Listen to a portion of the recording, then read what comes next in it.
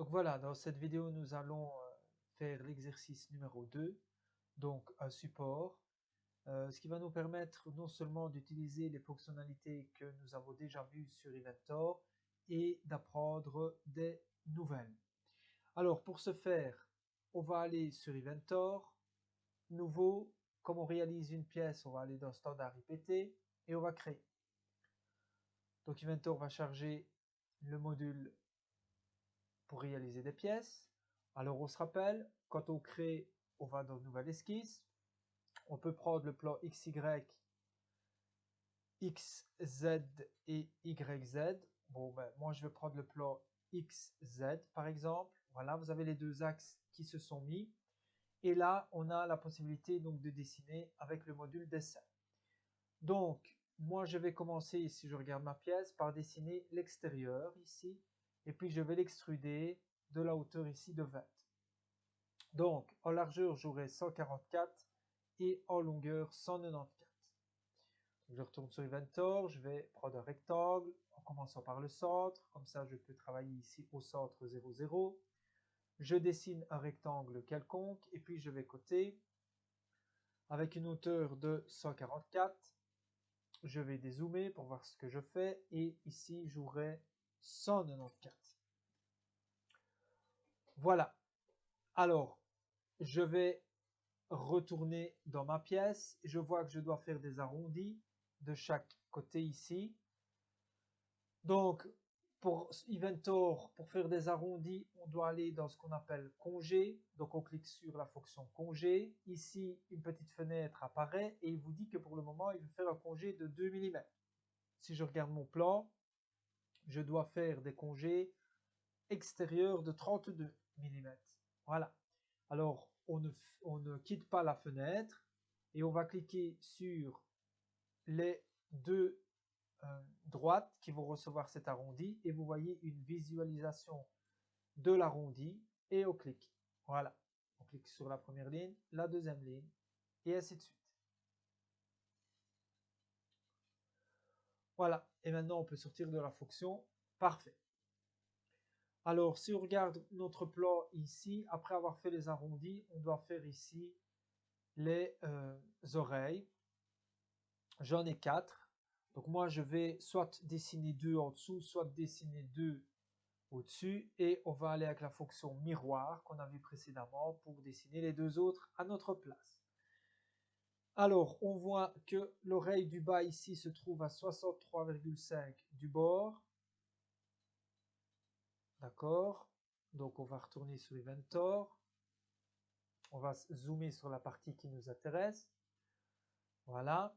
Et on va dessiner une ligne. Alors cette ligne-là, c'est un trait d'axe. C'est un trait de construction, si vous voulez. Donc on va cliquer sur ligne et on va aller lui dire ici que c'est un trait de construction. OK? Alors on va la dessiner. Voilà, je la dessine. Alors, on essaye d'être vertical. Voilà. OK. Et vous voyez que le trait de construction, c'est en trait pointillé. OK? Alors, je vais aller dans cotation, je vais coter la verticale ici avec la verticale ici, et je vais lui dire donc que c'est 63,5. Voilà. Alors, je retourne dans mon plan. Je vois que le suivant est à 67 par rapport à la première. Donc, je trace une ligne. Je suis toujours regardé en construction puisqu'il est bleu. Je dessine. Voilà. Alors, moi, je vais peut-être faire exprès, regardez, de le faire non vertical. Et je vais vous montrer une fonction qui permet de mettre ça parallèle. Par rapport, ces deux traits-là, je veux qu'ils soient parallèles l'un par rapport à l'autre. Donc, je vais aller ici dans les fonctions contraintes. Vous avez une panoplie de contraintes. Et par exemple, pour être parallèle, c'est ceci. Contrainte de parallélisme. Donc, je clique sur le parallélisme et je lui dis je veux que ceci soit parallèle avec ceci. Et il l'a mis parallèle. Et vous voyez les deux signes de parallèle ici. Et vous pourrez faire ça avec la perpendiculaire, la concentricité, la tangence, etc., etc. OK? Voilà, ça peut bien servir dans certaines situations. Alors, nous, on va retourner dans cotation. On clique ici, on clique là. Et on va mettre ici 67. Voilà. Maintenant, on va dessiner nos oreilles. Donc, on va aller dans cercle. Alors, attention, regardez, le trait de construction ici est toujours mis, donc il faut décocher. Voilà. Alors, mon cercle, il commence ici. Voilà, il a trouvé l'intersection entre mes deux droites. Et soit je lui donne directement le diamètre ou le rayon, soit je clique comme ceci, et puis je lui dis ici, si je regarde mon plan, c'est 30, puisque c'est un rayon de 15, donc c'est 30. Voilà. D'accord? Et vous faites la même chose ici. 30 ici. OK? Alors, moi, je dois ici enlever la moitié. Donc, pour ça, une nouvelle fonction, la fonction ajuster. Donc, dans modifier le dessin ici, il y a la fonction ajuster. Alors, on clique sur ajuster. Alors, ajuster, comment ça fonctionne? Ben, vous devez cliquer avec la souris sur ce que vous voulez enlever. Voilà, je vais enlever ceci, se met en trait pointillé et j'enlève. Voilà. OK? Parfait. Alors, je dois également enlever ici au milieu. Et là, voilà, comme ceci. Parfait. Alors, pour sortir de la fonction ajustée, je tape sur la touche Escape. Voilà, je suis sorti de la fonction. Alors, vous voyez que normalement, il doit y avoir des arrondis ici. Hein. Donc, regardez bien vos plans. Vous avez des arrondis ici. D'accord? Ces arrondis-là, ils sont ici également. Et c'est rayon de 12. Donc, maintenant, on a appris la fonction. On va dans congé. On lui dit 12. Et on clique sur ce qui doit recevoir les arrondis. Voilà. OK? Donc, je dézoome pour voir un petit peu ce que cela donne. Voilà, parfait. Et bien voilà. Maintenant, on doit faire la même chose au-dessus. Alors, soit vous recommencez en faisant ceci, soit je vais vous montrer la fonction qu'on a déjà vue, la fonction miroir. Alors, pour faire un miroir, on se rappelle, il faut une ligne ou un trait miroir. Donc, on va prendre une ligne ici. On va aller dans trait de construction. Voilà. Et il faut que ce soit au milieu de cette droite-là. Donc, quand vous allez vous déplacer sur la droite avec la souris, il trouve le point vert. Le point vert signifie que c'est le milieu de la droite. Et je vais aller chercher l'autre point vert. Voilà, de l'autre côté. Et là, je suis sûr et certain de terminer. Je fais échappe avec la touche du clavier pour sortir de la fonction. Et maintenant, on va aller dans ce qu'on appelle la symétrie. Donc, on clique sur symétrie. On doit sélectionner ici les objets qui vont être recopiés par symétrie. Donc, moi, je vais faire une grande fenêtre pour prendre tout ça. Voilà. Et puis, il vous demande l'axe de symétrie. Vous cliquez ici et vous cliquez sur la ligne ici qu'on a faite. D'accord? Voilà. Et on fait appliquer. Voilà. Et ça c'est fait. Donc, vous faites terminer ici. Parfait. Alors, ce qu'il faut faire, évidemment, c'est travailler un petit peu le dessin au-dessus, puisqu'il faut enlever les morceaux de ligne ici et ici. Donc, vous savez maintenant comment on fait, puisqu'on va utiliser la fonction ajuster. Donc, on clique ici et on clique là. Voilà. Maintenant que c'est terminé, l'extérieur, mon enveloppe extérieure de la pièce étant terminée, je vais faire donc terminer l'esquisse. Voilà. Et je vais extruder de ici 20 mm. Voilà. Voilà, donc on va continuer à réaliser notre pièce. Donc ici maintenant on va s'atteler à réaliser donc l'intérieur de la pièce, l'enveloppe intérieure. Donc pour cela on va retourner sur Inventor, on va faire une nouvelle esquisse sur la face supérieure de ma pièce. Et là on va prendre plutôt des lignes cette fois-ci et on va dessiner à peu près donc à quoi doit ressembler. Voilà, on va aller sur les trucs très pointillés ici, comme ça on est sûr d'être dans l'alignement. Alors vous n'êtes pas obligé d'être parfaitement vertical. On a vu la fonction tout à l'heure, ben voilà, fonction parallèle, ça avec ça, par exemple, ça aussi avec ça, voilà, comme ça, il vous dit, ben, c'est sur contraire, ça veut dire que c'est déjà parallèle. Voilà, parfait. Donc, maintenant, on va travailler tout ça au niveau des cotations d'abord. Donc, d'après mon plan, ceci, c'est 60. Voilà. Alors, de là à là, il suffit de regarder le plan et de recopier, ça c'est 12. On a également 12 ici. Voilà. Et en fait, on a 12 partout. Voilà. OK? Donc voilà ce qu'on a. Hein. 12 ici, 12 là, 12 là. Et on aura 12 également là-bas. Alors, on a mis 60 ici, c'est parfait. Donc maintenant, on va faire les arrondis. Donc 20 ici, 20 là et également ici. D'accord.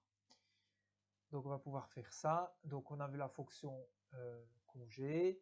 On n'oublie pas surtout de changer la valeur.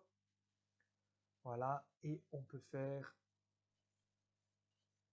nos arrondis de 20.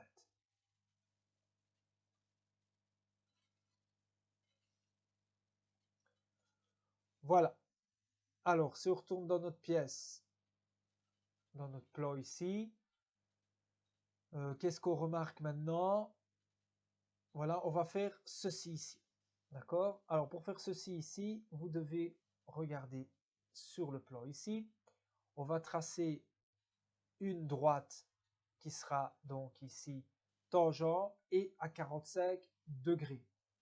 Et cette droite-là, elle sera parallèle à la droite extérieure avec une valeur de 22. Donc, on va retourner ici.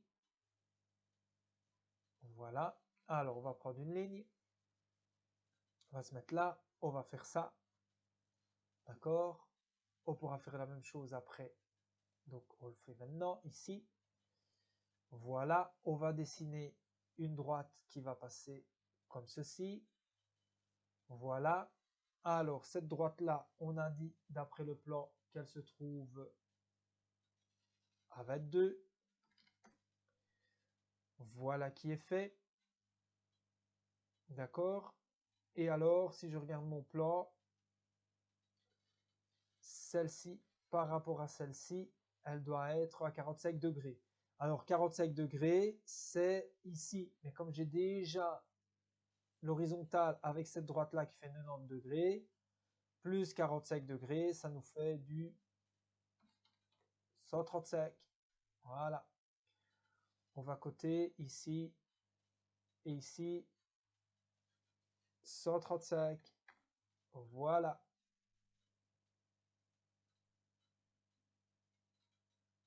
D'accord?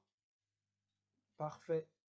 Alors, on va faire ajuster ceci. Ceci, on se rappelle à ajuster. On clique sur ce qu'on veut enlever. On va essayer d'enlever ça aussi s'il veut bien. Voilà. OK? Alors, ce qu'il faut faire maintenant, c'est faire un congé.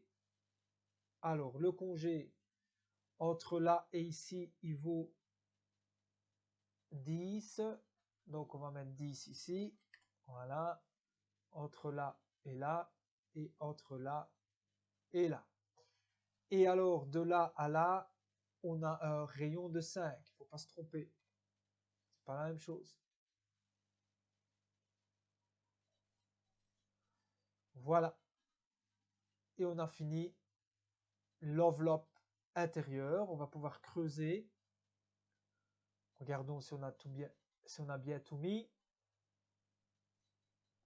OK. On termine l'esquisse. On va dans extrusion. On va enlever la matière, donc on doit couper. Voilà, il va dans l'autre sens. Et on doit couper de combien?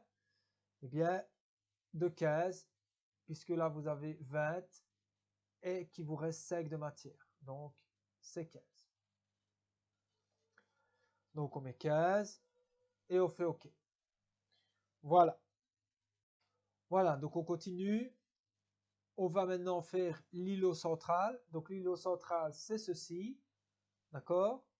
Donc, c'est un rectangle qu'on va placer. Donc, un rectangle de 40 par 20. Alors, on fait une nouvelle esquisse sur le fond. Maintenant, ici, voilà. On dessine notre rectangle. Bon, on va prendre directement un rectangle. Alors, on va prendre un rectangle normal. Voilà. 40 par 20. Et on va aller chercher les cotations. Donc, de là à là, vous avez 25. Et de là à là, vous avez, d'après le plan, 87. Ok. On termine l'esquisse. On n'est pas obligé de terminer l'esquisse tout de suite. On peut déjà faire même les arrondis. Donc, on va dans congé. On a des congés de 2. On aurait pu les mettre après, mais on va les mettre maintenant, tant qu'on y est. Hein. Voilà. Et vous mettez vos arrondis. Voilà. On peut terminer l'esquisse. Et on va aller dans extrusion. Et là, on doit extruder de 10. Vers le haut. Voilà, parfait. OK? Alors, on va directement aller faire une nouvelle esquisse sur la face supérieure de la partie qu'on vient de réaliser. Et on va faire les deux trous. Alors, pour faire les deux trous de diamètre 6, on se rappelle, on va aller prendre des points. On va les positionner, voilà, comme ceci avec les trépoitiers. Comme ça, le deuxième sera aligné avec le premier. Et maintenant, on va aller le côté. Donc, entre les deux points, soit une distance de 20. Et par rapport à ce bord-là, le premier point a une distance de 10. Voilà. Et alors, il ne faut pas oublier également, on va le mettre au centre. Donc, de mettre ce point-là par rapport à ce point-là de 10. Et également celui-là. Voilà. Tout est contraint, donc maintenant on peut terminer l'esquisse et on se rappelle, on va dans perçage. Voilà, il m'a trouvé mes deux points identiques. Moi, je veux que ce soit un trou lisse sans aucun siège, donc voilà. Et je veux que ce soit débouchant, effectivement. Donc pour que ce soit débouchant, j'ai mis ici, on peut mettre à travers tout, voilà. Et alors, c'est diamètre 6, parfait. Et je fais OK. Voilà, on n'oublie pas d'aller quand même voir avec l'orbite si on a bien ce qu'on voulait. Voilà, parfait. Donc maintenant, on va continuer l'opération suivante. On va faire les trous taraudés sur les oreilles et sur le côté de la pièce. Donc, les trous taraudés, les deux ici, les deux là, donc sur les 4 oreilles, et sur les deux ici, sur le côté. Alors, je remarque qu'ils ont tous le même diamètre, le même métrique, c'est-à-dire que j'ai 6 trous de métrique 12 fois 1,75 de pas. Donc, moi, je vais faire tout en même temps. Donc, maintenant, on sait comment on fait. Nouvelle esquisse. Sur la phase de travail, ce sera celle-ci. Voilà. Et je vais mettre mes points au centre de mes oreilles. Alors, pour avoir le centre des oreilles, vous allez avec votre souris sur l'arc de cercle ici, l'arrondi, et il va vous trouver le centre et il va le repérer par un petit point noir. Il suffira juste après avec la souris d'aller dessus. Il devient vert, donc vous avez accroché le point. C'est bon, vous cliquez. Et vous faites la même chose. Voilà, là, on ne sait pas la voir. Et si je vais là, je sais la voir. Là, hop. Et là, hop. D'accord? Alors, pour les deux ici, ben, ici, il faudra les mettre plus ou moins où ils doivent se trouver. Voilà. Et puis, on ira côté. Donc, il y a une distance de 25 entre les deux points. Alors, il se trouve à 11 du bord.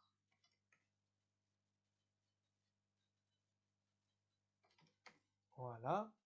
Et un des deux trous doit se trouver à 59,5 du bord ici. Voilà, c'est celui-là. 59,5. Voilà, on termine l'esquisse. Et même chose, perçage. Alors, on va dans perçage taraudé. Alors, c'est la limite, c'est débouchant. On n'oublie pas de dire que c'est un profil métrique ISO, que c'est un métrique, métrique 12. Donc, on va aller dans la taille, on va changer, on va mettre métrique 12. Il vous reprend 1,75 normalisé, parfait. Alors, on veut un trou taraudé sur tout le trou. Donc, on va mettre complet ici. Voilà, pour qu'il soit taraudé sur toute la hauteur. Et on peut faire OK. Voilà, on va visualiser. On voit bien mon taraudage de ce côté-là et de ce côté-là. Parfait. Voilà, donc on va continuer l'opération suivante. Donc, nouvelle esquisse, toujours sur cette face-là. Alors, on va simplement effectuer ici la série de trous. Alors, on voit qu'on a 12 trous diamètre 4. Alors, on va en faire un.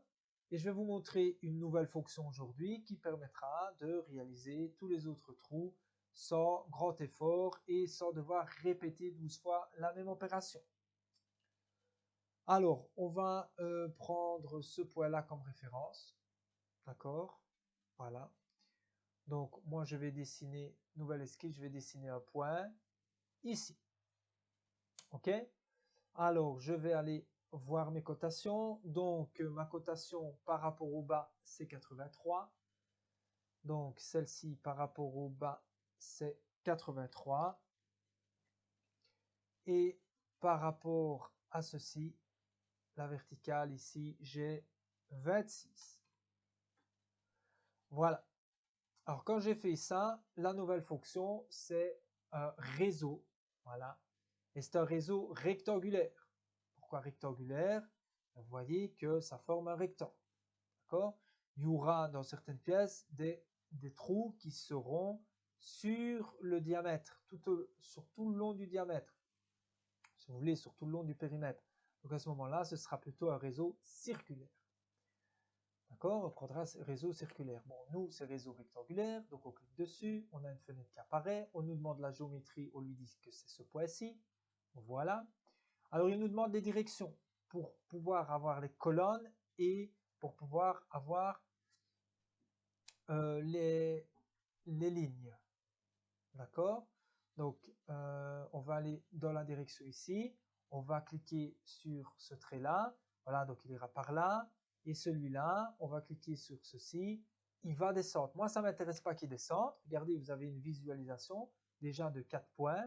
Moi, je veux que celui-ci, il monte plutôt. Donc, je vais aller changer ici, inverser. Et il va monter. Et vous voyez bien que mes trous, mes réseaux vont aller vers la droite et vers le haut. Ce qui m'intéresse. Alors, si je regarde mon plan, j'ai 3 colonnes et ici 3 étages ici. Donc, je vais aller ici. J'ai combien? Donc, le premier, j'en ai ici 4. Voilà. Et là, j'en ai 3. Non, c'est le contraire. Donc là, j'en ai 3 plutôt. Faire attention, pas se tromper, hein, et 4. Voilà, je vois bien, j'ai mes 3 colonnes et mes 4 étages ici. Alors, il faut que je lui dise,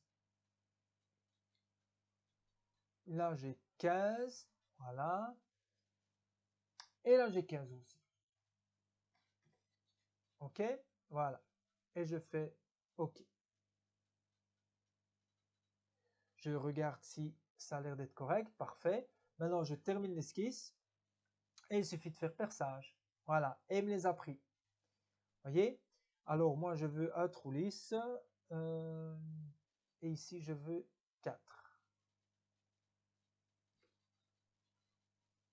Voilà. Donc, la pièce, normalement, elle est terminée. N'oublions pas de mettre les axes. C'est très important pour la suite des opérations. Alors, il faut chaque fois aller reprendre. Normalement, c'est mieux de le faire chaque fois qu'on a fini un trou ou une série de trous, parce que ça peut être très long à faire. Voilà, donc je vous laisse terminer et on se retrouvera pour la prochaine opération, c'est-à-dire la mise en plan. Donc voilà, maintenant qu'on a terminé la réalisation de la pièce, nous allons réaliser le plan. Donc pour ce faire, on va retourner sur Inventor. Donc on se rappelle, on fait ouvrir et on va chercher sur son disque dur le cartouche i7. Voilà, donc le temps qui s'ouvre, parfait. Donc vous avez une feuille vierge, donc pour garder votre cartouche i7 pour la prochaine fois et pour faire d'autres exercices, la première chose qu'il faut faire, c'est faire fichier, enregistrer sous, et vous allez sur votre disque dur qui porte votre nom, et là vous enregistrez avec le nom qu'il y a dans le plan que je vous ai donné, qui est marqué support. Exercice 2 ou support, c'est la même chose, ça va? Et vous faites enregistrer. À ce moment-là, regardez, maintenant votre feuille, elle s'appelle support. Je peux travailler dessus et je garderai intact le cartouche i7 pour la prochaine fois. Voilà, il faut prendre cette habitude-là. Alors, l'habitude aussi qu'il faut tout de suite apprendre à faire, c'est aller ici sur la feuille et faire clic droit, modifier la feuille. C'est toujours la même chose. Alors, cette feuille-là, on peut lui donner un nouveau nom, on peut lui donner le nom du cartouche que vous allez faire aujourd'hui, c'est-à-dire support. Et surtout, ici, il faut changer la taille. Regardez votre feuille. Votre feuille, il est marqué tout en bas à droite dans le cartouche, il est marqué A3. Alors, vous vous tracassez pas et vous mettez A3. OK? Voilà. Et votre feuille, vous avez vu, elle a agrandi. Elle s'est mise en A3. À ce moment-là, maintenant, on va aller dans ressources de dessin. On va aller dérouler le petit plus et on va aller dans cadre. On va dérouler cadre et on va double-cliquer sur cadre par défaut. Et votre cadre apparaît. On va ensuite faire la même chose. On peut repousser sur le petit moins, cette fois-ci de cadre. On n'a plus besoin. On va aller faire la même chose avec cartouche. Donc on va dérouler le petit plus. Vous voyez qu'il y a le cartouche d'Inventor et il y a notre cartouche. Donc dans notre cartouche, on va double-cliquer. Une fenêtre va apparaître et vous remplissez en mettant, comme d'habitude, votre nom. Voilà. Vous mettez la date d'aujourd'hui. Alors, vous mettez le titre. Bon, c'est exercice 2 support. On peut marquer juste support. C'est la même chose. Donc, nous sommes à 17. Mettez bien votre classe. Alors, l'échelle, on va mettre échelle A1. On regarde simplement sur cartouche et on recopie ce qui est marqué dedans. Le nombre de pages, comme on ne fait qu'une page aujourd'hui, ce sera également 1 sur 1. Et le format, ben, on a mis notre feuille en A3. Même si elle imprime en A4, c'est-à-dire que l'imprimante a réduit l'A3 pour mettre sur A4 pour économiser des feuilles, évidemment. Hein, mais ça reste de l'A3. Et on fait OK. Voilà mon cartouche, il est complété. Alors maintenant, on se rappelle, on va aller chercher mon dessin. Donc on va aller dans Base.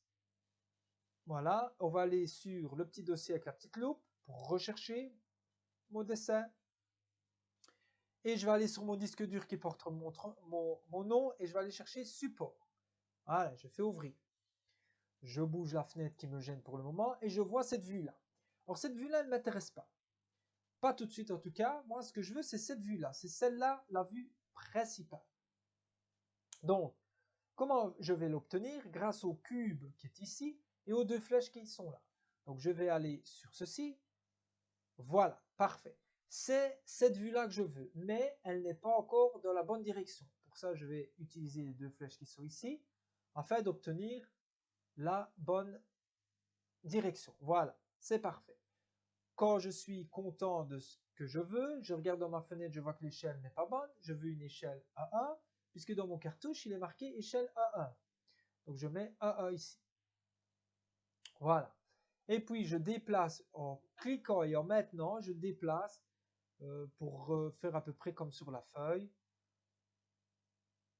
Voilà, on pourra toujours le bouger après, mais au moins on a déjà une première mise dans le plan. Voilà. Et je fais OK. Parfait. Voilà. Voilà, donc on va continuer maintenant et on va travailler sur cette première vue-là. On va lui mettre les traits d'axe. Donc on se rappelle, pour les traits d'axe, on va sur le cadre rouge de la pièce et on fait clic droit, trait d'axe automatique et on ne réfléchit pas, on clique sur tous les petits icônes afin qu'il nous mette tous les traits d'axe que lui a répertoriés lors de la conception. Voilà. Alors évidemment, il y en a qu'on va devoir effacer. Donc pour effacer, déjà on fait Escape pour sortir de la fonction, puis on clique sur tout ce qu'on veut effacer, on fait Delete. Voilà. D'accord? Ça va encore assez vite de toute façon, il n'y a pas de souci. On peut faire même des fenêtres pour effacer. Voilà.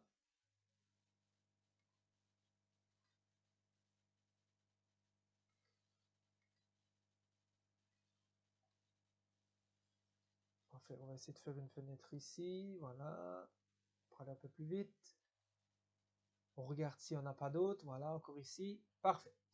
Alors, ben, le reste, il faut le travailler en allongeant un petit peu les traits d'axe. Donc ça, je vous laisse le faire. Et on se retrouvera quand ce sera terminé. Donc voilà, on se retrouve après avoir fait tous les traits d'axe. Donc maintenant, on va faire la coupe. Donc on voit ici une coupe étagée. Voilà. Donc on va retourner sur Inventor. On va dans coupe ici. Voilà. Alors on clique avec la souris sur le cadre rouge pour dire que c'est sur cette pièce-là qu'on veut couper. Et puis alors avec le curseur de la souris, on va aller pour s'aligner. Donc on ne clique pas. On va juste avec la souris sans cliquer sur le point vert ici. On va se déplacer pour avoir les traits pointillés. Et quand on est bien en dehors de la pièce comme ici, on peut cliquer. Et maintenant, on va dans le même sens. On ne revient jamais en arrière. D'accord? Donc vous regardez, on vient à peu près au milieu des deux trous ici. Voilà. Et puis on doit descendre pour aller chercher le point vert là et se déplacer tout doucement pour avoir les traits pointillés et en même temps pour avoir la verticale. Voilà. Maintenant, on va se déplacer à peu près entre les... ici, à peu près au milieu. Voilà. Et puis on remonte verticalement. On va rechercher le petit point vert et avec les traits pointillés jusqu'à avoir la verticale. Et puis on peut cliquer et sortir à peu près de la même valeur qu'on était entré. Voilà. Et maintenant on fait clic droit, continuer. Et vous avez votre coupe. Alors il vous met une fenêtre. Donc dans la fenêtre, on va aller la travailler. Donc dans la fenêtre, on doit lui mettre 1. Voilà. Échelle AA. Donc on bouge la fenêtre, on dézoome et on met ici. Voilà, comme ceci. Alors évidemment, on sait que c'est à l'échelle AA, donc ce qu'on peut faire, c'est double-cliquer ici. Une fenêtre va apparaître. Dans vue, bah, c'est AA, et l'échelle ici, on peut supprimer. Et on fait OK. Alors on va continuer avec la vue de détail. Donc la vue de détail, si je retourne ici, la vue de détail ici, c'est le détail B. Le détail B, il se trouve ici. D'accord? Donc on va retourner sur Inventor, on va aller sur Détail. Dans Détail, on va lui dire, comme toujours, on clique sur le cadre rouge pour dire c'est sur cette vue-là qu'on veut faire un détail. Et puis apparaît une fenêtre, on va déjà la remplir. Donc c'est le détail B. Le détail B qu'on veut mettre à l'échelle, je pense que c'est à l'échelle AA. Donc moi j'ai pas changé, hein, je mets l'échelle AA.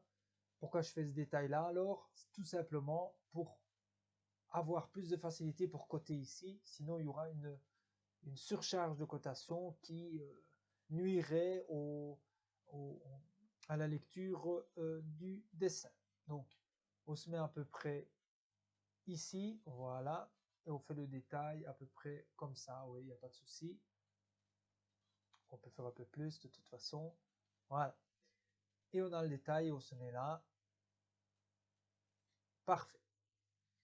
Ok, même chose si on veut pas avoir échelle AA parce qu'on sait qu'on est à l'échelle AA, on double-clique ici et on enlève simplement la partie échelle et on fait OK. Voilà. Alors, pour terminer au niveau des vues, il nous reste à mettre la vue en 3 dimensions. Donc pour ça, on va dans projeter et on va projeter cette pièce-là qui est coupée. D'accord? Voilà. Donc on clique dessus, elle apparaît, et on la met voilà, dans cette vue-là, c'est parfait. On la positionne, on fait clic droit, créer. Alors, vous allez me dire, il faut, monsieur, elle est plus petite et elle n'est pas coupée. C'est normal. Donc, ce qu'on va faire maintenant, puisque lui, de toute façon, il l'a projeté par rapport à la vue qui était ici à l'échelle A1 et coupée, donc c'est pour ça qu'il vous la met ici à l'échelle A1 et coupée. Donc on va double-cliquer sur le cadre rouge, apparaît alors une fenêtre. Dans cette fenêtre-là, on va aller dans différentes fonctions. La première ici, c'est échelle. Échelle, et vous voyez que vous ne savez pas la changer. Pourquoi? Parce que tout simplement, il l'a fait par rapport à la vue en coupe, la vue de face qui était coupée. Donc pour changer, il faut aller enlever le petit V ici. Et maintenant, on a accès. Et on lui met échelle 1,5. D'accord? Si on regarde, on aura bien l'échelle 1,5. Parfait. On redouble-clique. Deuxièmement, on veut que le style soit ombré. Donc on va aller enlever aussi le petit V ici. On va lui dire ombré. D'accord? Si on regarde, parfait. Alors, ensuite, on va aller dans option d'affichage et on va lui dire qu'on ne veut pas qu'elle soit coupée. Donc on va mettre vue en coupe locale, on va enlever ça. Et coupe ici, on va enlever. Et si on fait OK, voilà, ma pièce est parfaite. Alors il ne faut pas oublier ici, faire clic droit, trait d'axe automatique. Tout est déjà cliqué, coché, on fait OK. On va pouvoir aller nettoyer. Ici, on va faire trait d'axe automatique. OK, il faudra aller tout nettoyer aussi. Vous voyez, hein, il y a plein de petits points. Il faudra les nettoyer. Et là aussi. Alors, je vous laisse le faire. Vous regardez le plan et vous le faites. Donc voilà, quand vous avez mis tous les traits d'axe partout, sur la pièce en 3D également, il nous reste à côté. Donc on se rappelle pour côté, on va aller dans annoter. Voilà, annoter. Donc on va utiliser soit ici cotation, soit perçage et taraudage. Ok. Alors on va en faire 2, 3 et vous ferez le reste tout seul. C'est tout le temps la même chose. Donc vous allez sur cote. Selon la norme 1B, on se rappelle pour ne pas avoir tout le temps les virgules 00. Alors on va faire par exemple ici de là jusque là. Donc 87, on positionne. Voilà, et on fait OK. D'accord? Et vous continuez comme ça pour toutes les cotes horizontales et verticales. Alors, lorsque vous aurez des perçages et taraudages, ben, vous cliquerez ici, toujours avec la norme AB. Et par exemple, on va aller coter celui-là.